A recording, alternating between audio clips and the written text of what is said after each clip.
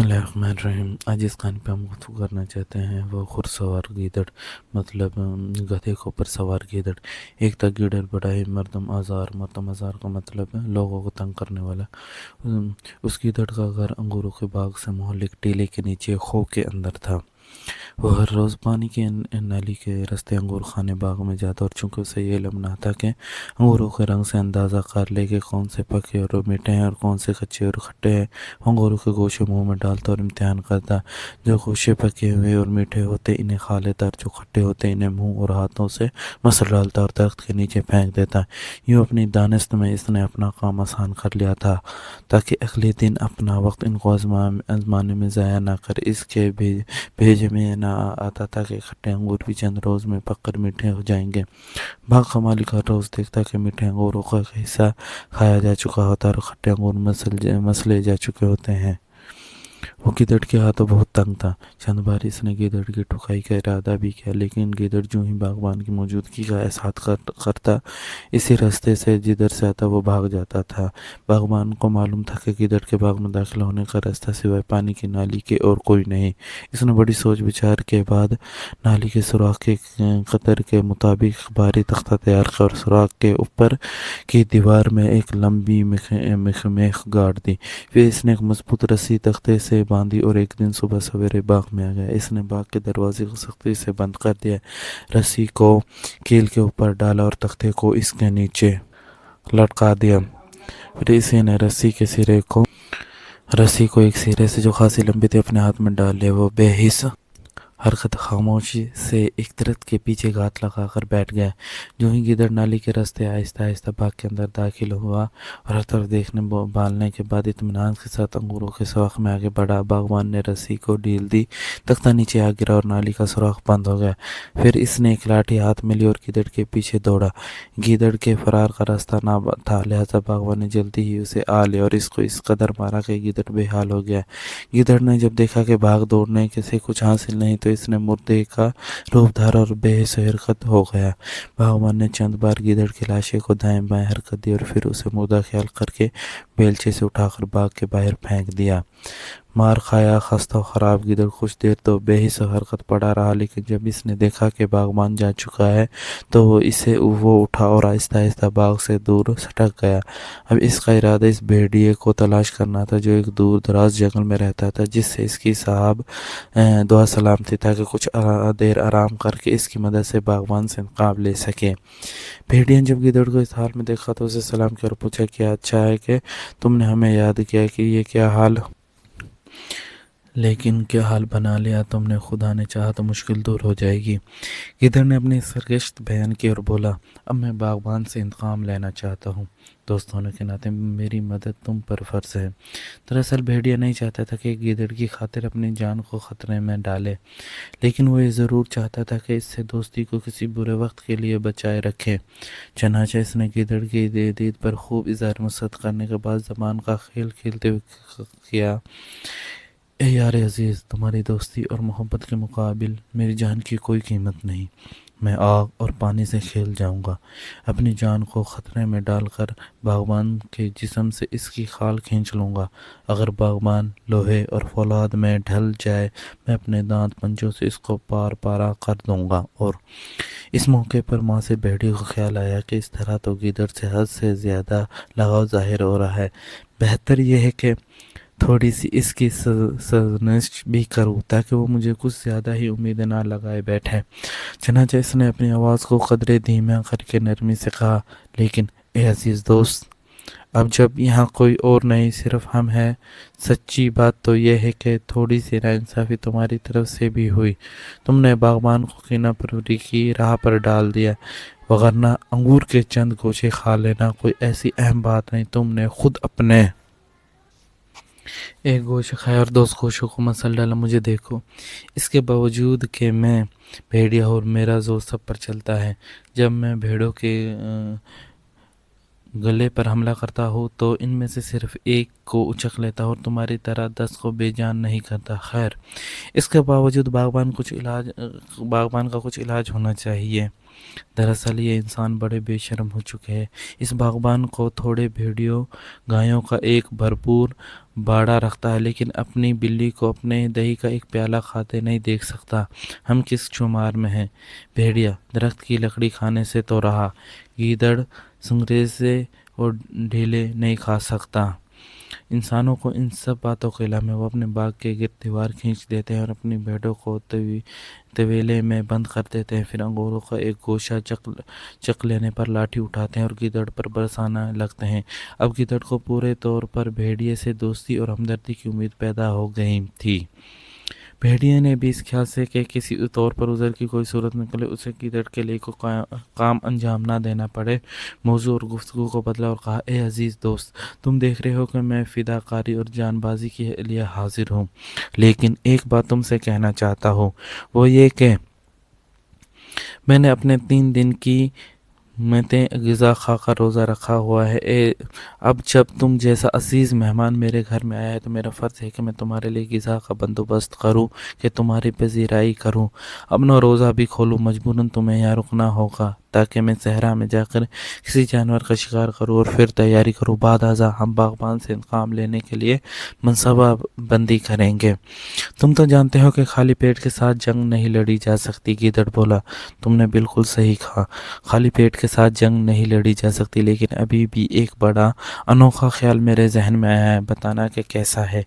یہاں سے قریب ہی ایک گدھا ہے، گدھے سے میری سابق ملاقات ہے، خاصا موٹا تازہ ہے اور ہمارے 2-3 دن کی خوراک کے لیے کافی ہے۔ یہ گدھا اس باغبان کی ملکیت میں ہے۔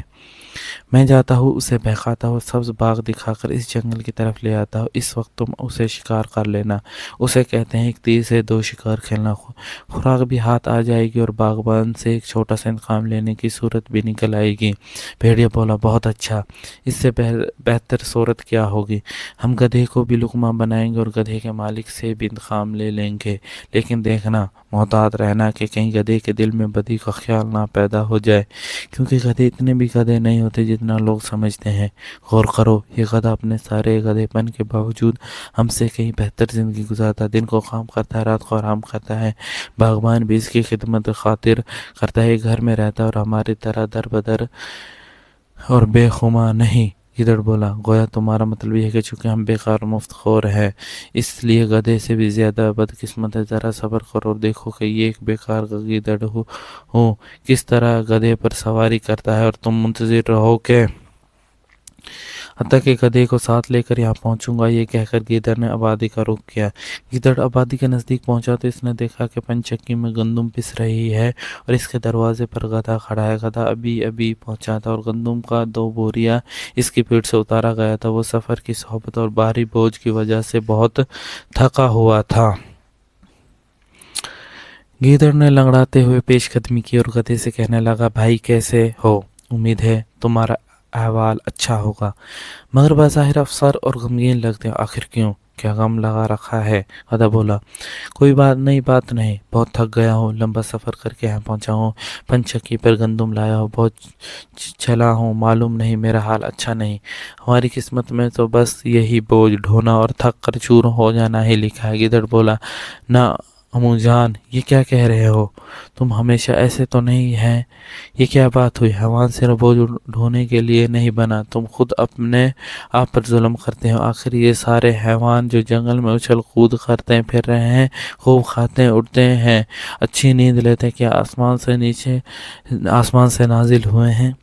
یہ بھی مجھے تم جیسے ہیں۔ دراصل تم نے پہلے ہی دن سے خود انسان کی عادتیں بگاڑ دی ہیں۔ جس نے پہلے ہی دن سے بوجھ اٹھانا شروع کر دیا اور اف تک نہ کی، لوگ اس پر آخر تک بوجھ لاتے رہیں گے۔ حیوان کو خود سوچنا چاہیے کہ اسے کیا کرنا چاہیے، وگرنہ کیا تمام وحشی جانور، جنگلی گدھے، یہ ہرن اور صحرائی جانور کو بیابان میں رہتے ہیں، یہ سارے حیوان جو خشک سمندروں میں زندگی گزارتے ہیں، کیا انسان کے لیے کلی بن گئے ہیں؟ تم جو ان کے کلی بنے ہوئے، آخر اس کا صلہ یہی کہتا ہے کہ نہ گدھا ہے، سمجھ سے آ رہی ہے؟ کسی کو جرأت نہیں کہ کہے کہ گیدڑ گدھا ہے، کیونکہ گیدڑ بوجھ نہیں اٹھاتا، لیکن گدھا جو بوجھ بھی اٹھاتا ہے اسے تمیز اسے کہتے ہیں نرا گدھا۔ یہ بڑا ہے، بے وقوف ہے، عقل سے عاری ہے۔ گدھا بولا، ہاں ٹھیک ہے، لیکن میرے پاس اس کا کوئی علاج نہیں۔ کوئی چارہ نہیں، میں انسان کے ہاتھوں ذلیل اور اس کا غلام ہو چکا ہوں۔ ستم یہ کہ لوگ میری جنس کو ہمیشہ گدھے کے نام سے یاد کرتے ہیں، لیکن خیر میں نہیں سمجھا کہ تمہارا یہ سب کچھ کہنے سے کیا مطلب ہے۔ تم نہ باہر اٹھاتے ہو، نہ کوئی کام کرتے ہو، آخر کیسے آج تمہارے دل میں اچانک میری محبت جاگی؟ درست ہے، تم نے مجھ سے کوئی برائی نہیں کی، لیکن بعض حیوان بھی بڑے بد فطرت ہوتے ہیں۔ میں نے اگرچہ انسانوں سے خیر نہیں دیکھی، لیکن مجھے حیوان سے زیادہ توقع نہیں۔ مجھے حیرت ہے کہ آج کیا ہوا، تم میرے لیے ہمدردی کے میٹھے بول بولنے لگے۔ گیدڑ بولا، قابل رحم گدھے، تمہیں تکلیف میں دیکھ کر میرا دل بہت کرتا ہے۔ ملاحظہ کرو کہ اس بیچارے حیوان کی پیٹ پر ظالموں نے اس قدر بوجھ لادا ہے کہ اس کی ساری عقل کافور ہو گئی۔ امو جان، آخر مجھے تم سے کیا لالچ ہے؟ میں چیر پھاڑ کرنے والا حیوان نہیں، اگر تم کوئی پرندے یا مرغے ہوتے تو تم کہہ سکتے تھے۔ گیدڑ کی نیت بخیر نہیں، لیکن میں ایک مدثر سبز خور ہوں، سو مجھے تم سے کیا لالچ ہو سکتا ہے؟ جانتے ہو کہ میں کیا کھاتا ہوں؟ جنگلی پھل، کبھی کبھار انگور۔ مجھے پرندوں یا مرغوں سے بھی غرض نہیں، کیونکہ یہ بیچارے بھی بدقسمت ہیں، ان پر ظلم نہیں کرنا چاہیے۔ لیکن کیا تمہیں معلوم ہے کہ میں تمہیں یہ باتیں کیوں کر رہا ہوں؟ اس کا سبب یہ ہے کہ سالہ سال سے جنگل میں زندگی بسر کر رہا ہوں۔ یہ جنگل قریب ہی ایک جنگل پھلوں سے بھرپور، ایک صحرا گھاس سے پر، وہاں رہتا ہوں، بہت خوش ہوں۔ یہ جو تم دیکھتے ہو کہ گاہ گاہ میں اس آبادی کی طرف آ نکلتا ہے، یہ تو صرف اس لیے کہ میں تنہائی سے اکتا آ جاتا ہوں۔ جو بھی ہو، آخر میں ایک زمانے میں گھریلو جانور رہا ہوں، مدتوں آبادی میں رہا ہوں، گدھوں، بلیوں، بھیڑوں اور پالتو حیوانوں سے محبت کرتا ہوں۔ کبھی کبھی میرا جی چاہتا ہے کہ ان سے ملوں، لیکن جب آتا ہوں اور دیکھتا ہوں کہ مثلاً تم اس قدر محنت کرتے ہو، زحمت اٹھاتے ہو اور اس کے عضو خشک گھاس پھوس کھاتے ہو، تو میرا دل کٹتا ہے۔ مجھے دکھ ہوتا ہے کہ تم لوگ اس قدر بدقسمت کیوں ہو۔ میرا تو دل چاہتا ہے کہ تم سب کو جنگل لے چلوں، کھائیں پیئیں کھیلیں سوئیں گپ کریں اور خوش رہیں۔ جب میں انسانوں کو ظلم دیکھتا ہوں تو یہ تنگ گلیوں، یہ دیواروں سے گھرے باغ، یہ چھتے ہوئے تاریک طویلے تو مجھ پر وحشت طاری ہو جاتی ہے، اور میں فوراً سبز شاداب صحرا اور ناز و نعمت سے بھرے جنگل کی طرف لوٹ جاتا ہوں۔ آج اس وقت سے یہاں تم تک چلا آیا اور باتوں نے یہاں تک طویل کھینچا۔ اگر تم بھی عہد کر لو تو انسانوں کی اس غلامی اور کیسے رہا ہو سکتے ہو، اور ہم یوں مل کر اس سبز شاداب جنگل کا رخ کریں گے اور وہاں ہمیشہ خوش و خرم رہیں گے۔ ہائے افسوس، تمہیں کیا معلوم کہ اس جنگل میں اور صحرا میں تر و تازہ خوراک کا کتنا ذخیرہ ہے۔ آزاد اور رہنا، بیکار ہونا اور صحرا میں بے مقصد گھومنا پھرنا کس قدر لذت و بخش ہے۔ اب اگر تم چاہتے ہو تو آؤ، پنچکی کا مالک ابھی نہیں ہے، آؤ یہاں سے چلتے ہیں اور ایک لمبے عرصے تک عیش و آرام کی زندگی گزارتے ہیں۔ یہ باتیں سن کر گدھے کے دل میں بڑا اشتیاق پیدا ہوا، اس کے منہ میں پانی بھر آیا اور اس کا دل تر و تازہ سبز اور تازہ گھاس کے تصور سے کشک گیا۔ اسے اب زیادہ سوال جواب کرنے کی طاقت نہ رہی۔ اس نے باغبان اور آسیابان جو کے حروف بھیجے اور گدڑ کا ہمراہ چل پڑا۔ ابھی وہ چند قدم ہی چلے ہوں گے کہ گدڑ بولا، دیکھتے ہو کہ میرا پاؤں لنگڑاتا ہے؟ کل میرے دل میں اخروٹ کھانے کا لالچ پیدا ہوا، میں اخروٹ کے ایک درخت پر چڑھا، مگر پھسل کر نیچے اگر اور میرے پاؤں میں سخت چوٹ آ گئی۔ تم ہوتے تو تمہاری پیٹھ پر کھڑا ہو کر سینکڑوں اخروٹ درخت سے چن لیتا۔ ابھی از مہربانی مجھے تھوڑی دیر کے لیے اپنی پیٹھ پر سوار کر لو، تاکہ میرے لنگڑا کر چلنے کے بعد مجھے دیر نہ ہو جائے اور ہم جلدی اپنی منزل پر پہنچ جائیں گے۔ گدھا بولا، کوئی بات نہیں، لو سوار ہو جاؤ۔ میں ہر روز سینکڑوں بوجھ اٹھاتا ہوں، تو گھاس کے ایک گٹھے سے بھی زیادہ ہلکا، کیا اچھا ہے کہ میں یہ چھوٹی سی خدمت بجا لاؤں۔ جب گدھا موجود ہو تو پیدل کیوں چلا جائے؟ گیدڑ ایک چست لگا کر گدھے کی پیٹھ پر سوار ہو گیا۔ وہ چل دیے تھے کہ چلتے چلتے گئے، حتیٰ کہ اس جنگل اور سبزار کے نزدیک جا پہنچ۔ جنگل، سبزے اور درختوں کا منظر بہت خوبصورت تھا، لیکن گدھے کی نگاہ جو سامنے درخت پر جمی ہوئی تھی، اچانک ایک قوی ہیکل بھیڑیے پر پڑی، جو ایک درخت کے پہلو میں کھڑا تھا اور دور سے انہیں دیکھ رہا تھا۔ گدھے کا دل بیٹھ گیا اور خوف سے اس کے ہاتھ پاؤں لرزنے لگے۔ گیدڑ کی ساری چرب زبانی اور اس پر روشن ہو گئی۔ اسے اپنی زندگی خطرے میں نظر آنے لگی۔ اس نے ایک لمحے کے لیے سوچا اور بقول شاعر، علاج حادثے کا حادثے سے پہلے کر، کہ بعد مرگ भला फ़ायदा इलाज का क्या किया। उसे बचाव की एक तरकीब सूझी और वहीं रुक गया। गिदड़ जो अपनी चुप ज़बानी को तेरे हदफ और अपनी मुराद पूरा का होता देख रहा था बोला, चलते क्यों नहीं हो? अगर थक गए हो तो मैं नीचे उतर आता हूँ, हम मिलकर चलते हैं। गाधा बोला, नहीं नहीं, ऐसी बात नहीं, तुम इत्मीनान से बैठे रहो। लेकिन मुझे एक मसला याद आ गया, वो मुझे चाहिए कि इसके बारे में सोच विचार करूँ। गीदड़ किस कदर मुस्तरिब हुआ और इसने पूछा, कहो क्या मसला है? गधा बोला, किस्सा यह है कि जितना भी सोचता हूँ ये महसूस होता है कि ये जंगल और ये सहरा बश से भी ज़्यादा खूबसूरत है। मैं बड़ा ही अहमक था कि अभी तक गांव में ही मसरूफ़ कार रहा हूँ या ना आया। सच्ची बात तो यह है कि पहले मैंने तुम्हारी बातों को शक की निगाह से देखा था, लेकिन अब मुझे यकीन हो गया है कि इस जगह आखिर उम्र तक हमारा वक्त अच्छा कटेगा। गिदड़ बोला, बहुत खूब, मैंने भी तो यही कहा था, अब आगे क्यों नहीं चलते? गधा बोला, मुश्किल यह है कि मैं एक नहायत ही अहम चीज़ भूला जो मुझे बेहद अजीज़ है, जिसको मुझे अपने साथ लाने चाहिए था। मुझे फिक्र रहा है कि अगर मैं वहाँ ना हूँ और अगले दिन वहाँ जाकर उसे लाना चाहूँ तो ऐसी सूरत में बागबान मेरे फरार से बाखबर हो जाएगा, मुझे तवेले में कैद कर देगा और फिर कभी अकेला नहीं छोड़ेगा। लिहाजा बेहतर यही है कि मैं आज ही वापस जाऊँ ताकि बागबान मेरे इरादे से वाकिफ ना हो सकर अपनी अजीज़ मता उठाऊँ और एक ही भारी इत्मीनान के साथ इस जंगल की तरफ खोज करूँ। मुझे कभी गाँव और आबादी की ज़रूरत ना रहे। गिदड़ बोला, ताजुब है कि तुम सामने मौजूद ऐश और नेमत को एक बेहकीकत शे की आरज़ू में हाथ से गंवा देना चाहते हो। अगर आबादी में कोई हादसा पेश आ जाए तो वो अजीज़ शे जिसका तुम जिक्र कर रहे तो किस काम आएगी? गधा बोला, वो चीज़ नहायत ही अहम है।